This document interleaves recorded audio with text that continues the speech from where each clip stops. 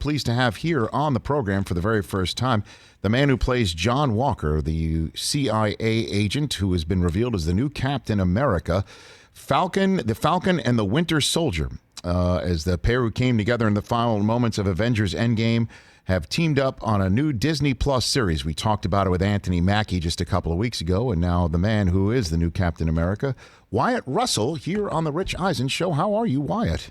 Hey, Rich, how's it going? I am doing great. I am doing well. Thanks for being on the program today.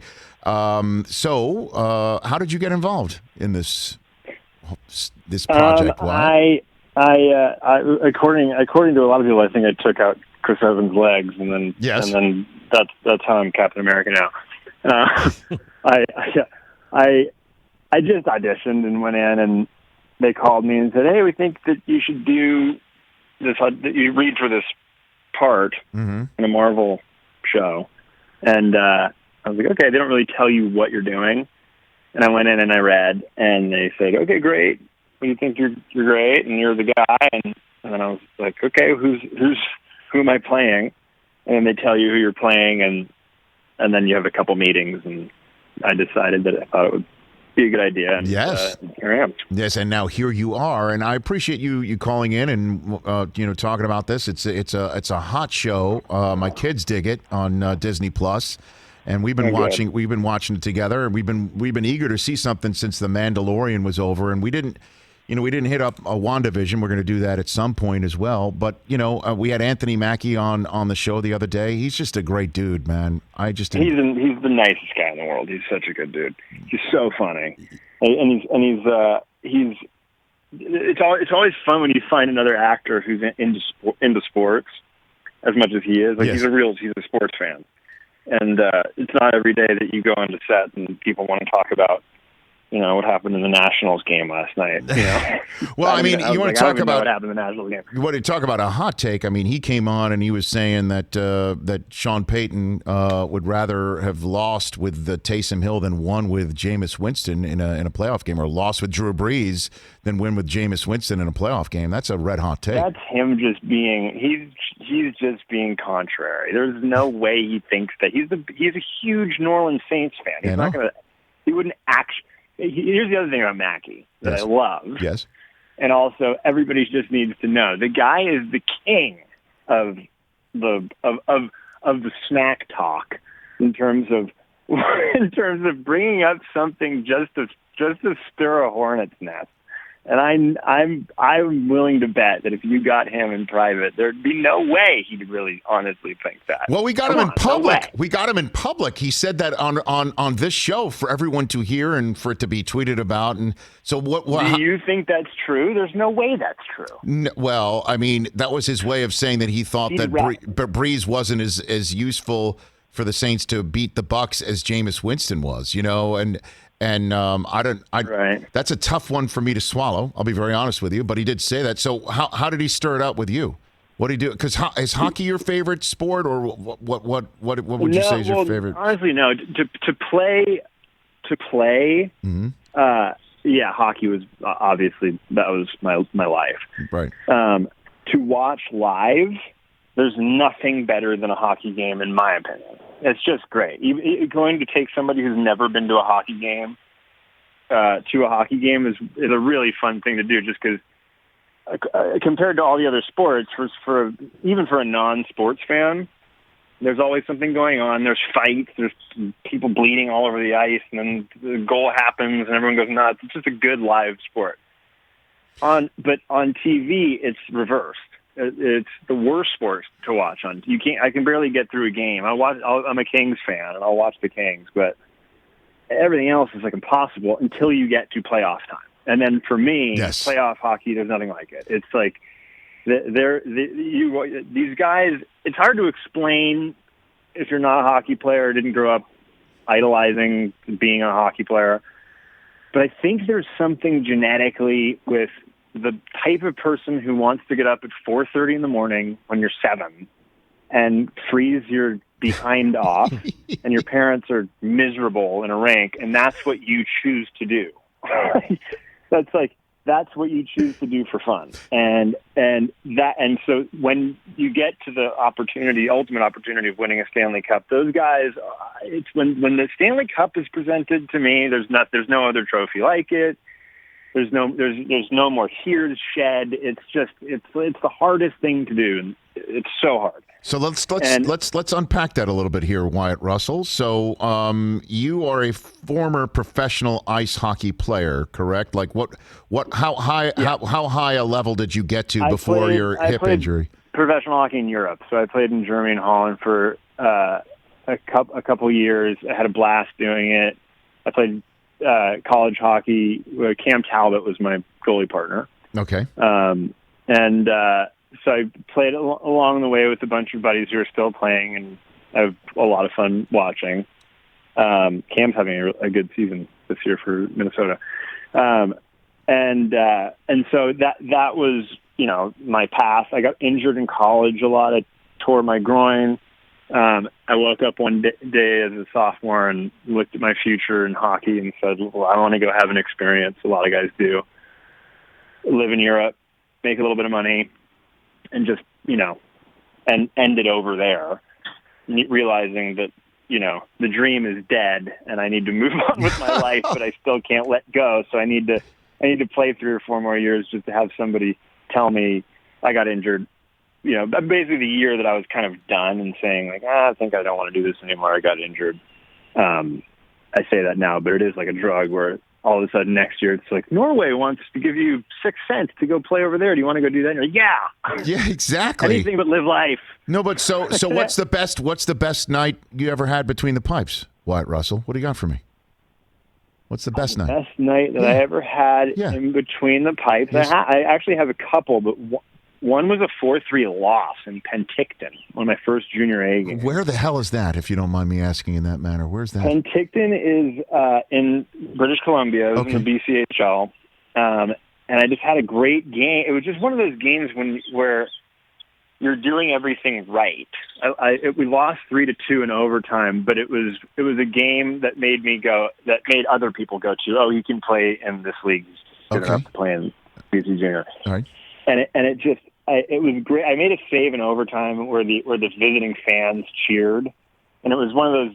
I had probably 47 shots or something like that, and it was a loss. But at the end of the game, it was like, okay, it was a great showing. And the other game was we were down 3-0 in a series when I was playing my first year junior, and it was do or die, and I had a 40-shot shutout 1-0 win. Damn. In Coquitlam, and it was. I mean, I came back to win the series. We came back from 3-0. We actually ended up finishing second in Canada that year, and we lost in double overtime to Saskatchewan. That was a heartbreaking loss that if any of the Richmond Sockeyes are listening to now, bring a tear to anybody's eye. A Sockeye. There were a couple of great ones. So who's the most famous person who's ever scored on you then, Wyatt? Which is you got one? That's a good question. Anybody you ever probably Milan Lucic. Okay, that's significant. And I played with Lucic for a year in Coquitlam. I played against him in Maple Ridge, so it's probably Lucic. All right, so who's the most famous person you ever cross-checked out of the crease? What? What's the one you ever slashed in the crease? What do you got for me? Honestly, I can't. I don't know if anybody that was standing in front of a net that I played in was made it anywhere important.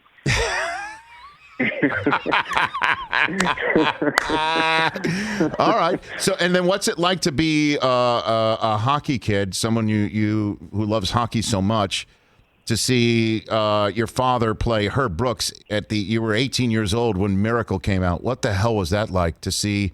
I mean, that iconic hockey film, and there's your dad playing Herb Brooks. What the hell was that like for you? That was funny. That was It's interesting because until Miracle came out, the story of the 1980 Olympic team was sort of this mythical lore story. It wasn't something that was widely known amongst my age group. Mm-hmm. It was known. It was cool if you were a hockey player, but the world had kind of forgot about it. It had drifted into the history books a little bit. And that movie brought it back and made it tangible and palpable for people who hadn't experienced it. And for me, it wasn't this legendary game. It was only legendary insofar as other people's memories knew about it. There was no Instagram or Twitter or whatever the hell we'd use now to get our information back then. So it was only YouTube and DVDs. And so when that movie came out, it popularized it. And interesting thing, during that movie, they would shoot after we'd play sometimes. We'd play in Abbotsford or a couple other arenas. Yeah. And we'd play the game. And my team would play, and they'd finish. And then the crew would come in, and they would shoot. My dad would come in and use the ice, and they'd shoot after our game. No kidding. So there was probably 5 or 6 times where we'd play, the crew would come and watch, and then they'd take over the ice after the games. 2 of our players from our team actually left because they were making $40,000 or whatever. They made some real money during that time, and they left the team and then wanted to come back after the movie was over to join the playoff run. And it was like, I think you made your decision. I think you're done. Did he ever not coming back? Did your dad ever make you skate till your drop after a game? Did that ever happen? Screaming again? No. He wasn't that. He wasn't that bad of a parent. There's a big difference between a parent who makes you do that and then a coach who makes you do that. If your parents making you do that, I don't know, but I don't have great hopes for your relationship with your father. Wyatt Russell here on the Rich Eisen Show. I got a couple photographs from your past here, and then we'll circle back to your present. A couple photographs. The first one, I believe, is from the 1993 Stanley Cup. Last game in Los Angeles. I believe that's you next to your mom, Goldie Hawn, who's next to the Reagans, Nancy and Ronald. Wyatt, do you remember this moment in 1993? You were just 7. Do you remember sitting with the Reagans and your mom up rink side? I remember one day my dad saying, "Look at that." You remember that guy? He's an important person. And I don't know if it was then or whatever, but I do remember seeing this sort of older man who, honestly, I think he was sort of losing his mind at that point. And not. I don't know how much he was remembering at that point, because I do remember him kind of me going, "That guy is important. Like, it doesn't seem like he knows where he is." So I do remember feeling that way about Ronald Reagan, where it was like, he's definitely, at 7, I could tell. I was like, I don't think that person's all the way there right now. Unfortunately, that's the memory. That's the memory on ice. Watching Gretzky go at it, with Melrose and everything like that on the bench. It looks like Gorbachev is actually behind the Reagans. Doesn't that look like, Kristen? It's really weird. The whole thing is really weird. I remember meeting Gorbachev, and he was such a nice guy. and now we've got one from I believe, last Stanley Cup. You with your contemporaries, I believe, with your brother Oliver and Joshua Jackson and Chloe Grace Moretz, and there you are. I think you're up. It looks like somebody just scored from the Kings. So you're legit. You're a legit fan.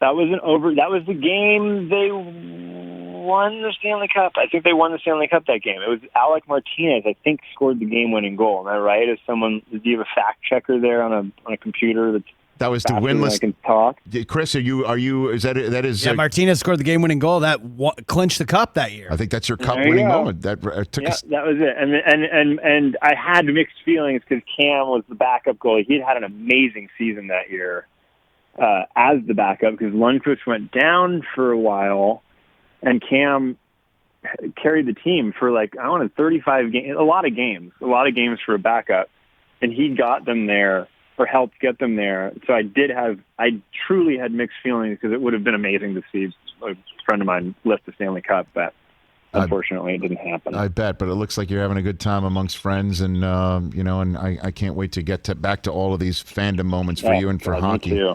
Wyatt Russell, a couple minutes left here on the Rich Eisen Show. So, okay, what can you tell us about this series and where it is going, and maybe to tell some people who might be in your grill to calm down a little bit? Wyatt, what do you got for me? Mixing I don't want to tell anybody to calm down. I'm happy with however people feel about it. It's great. I could care less. I'm happy that people have found the show. basically what's going on now is that a new Captain America has picked up the mantle. We're Anthony Mackie and Sebastian Stan have Falcon and the Winter Soldier and Bucky, and they are trying to deal with this new Captain America, John Walker, while they're also trying to fight a band of rebels called the Flag Smashers, which is like a punk band. They're like kids with bad attitudes in a punk band and superpowers, and they are going to take over the world. And we all got to try and stop them, but we all have to work together. And I'm not great at working together with people. People don't love also that I'm not Chris Evans, which I totally understand. I hate that I'm not Chris Evans. I wish I was Chris Evans. And but that's not. It's not. Look, I don't want to get you in any more craziness, but it is nuts that people have gotten upset. And is it true have you tapped out of social media because of this, Wyatt? That people are upset? No, somebody asked me that. I've never had. I don't have social media. Okay. No, I don't. I've never had it. So your head's screwed on right to begin with. I've never had it. Right. So somebody, what's so interesting about the world we're in now is that you have these virtual worlds people live in. Mm-hmm. Like, I don't live there, right? I proudly, happily live in reality land, but there's a world that I think I exist as an alternate being in an alternate universe that people really dislike. I kind of don't mind it because there is a representation of art aspect to it where it's like this person that doesn't exist, where people just despise and they unleash their hate and aggression and all this stuff. And I kind of don't mind it because it's virtual. It's not real. I'm just here in my house sitting around doing nothing, and nobody recognizes me, and it's great. So all of the ire and hate and whatever it is, I'd say, like, it's okay. You can feel that way. I wouldn't, go too far with it. And it's a movie. It's fake. It's a comic book, and it's a TV show. It's not real. But it's fun. It's what it's supposed to do. That's your job. I elicit a response from people, and they tell me how they feel. Well, I mean, it's got to, when it all's said and done, though, I mean, it's got to be so damn cool to see yourself in Captain America gear. I mean, that is like a childhood dream for so many people. It's not. Honestly, I know I don't mean to sound flippant about it. It's great to be able to work with people that I love working with. It's been fantastic. It was a great experience. Mm-hmm. But I didn't grow up idolizing comic books. I grew up idolizing sports heroes. Like, I just didn't even know that comic books were a thing. None of my friends did comic books. None of my friends read comics. I didn't even know. It was not a thing at all. Zero. None. And so this is totally new to me. So I only found out about it probably like when, Iron Man came out, I guess, when they started doing them like that. They were always just kind of like mediocre attempts at trying to create comic book movies. And then Iron Man came out, and it was like, oh wow, these can be great. These can be awesome. They're cool. They can be good.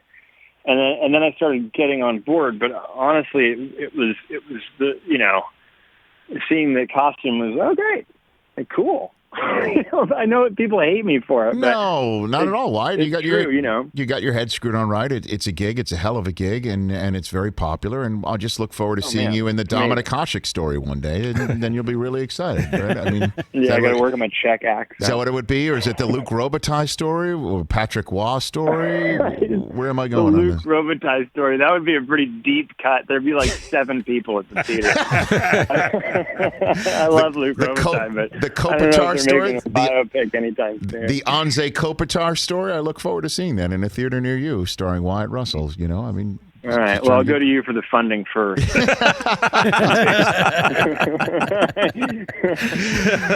Wyatt, thanks for the call. I hope this is the first of many times. Let's keep talking pucks and what's going on in your life, and I'll have you back anytime. So thanks for the call. Really appreciate it. Thanks a lot. You got it. That's Wyatt Russell right here on the Rich Eisen Show. The Falcon and the Winter Soldier. Check things out on Disney Plus. New episodes drop every single week, and the latest episode coming out on Friday. Hey, you watched all the way to the end. Thanks for that. Watch more right here.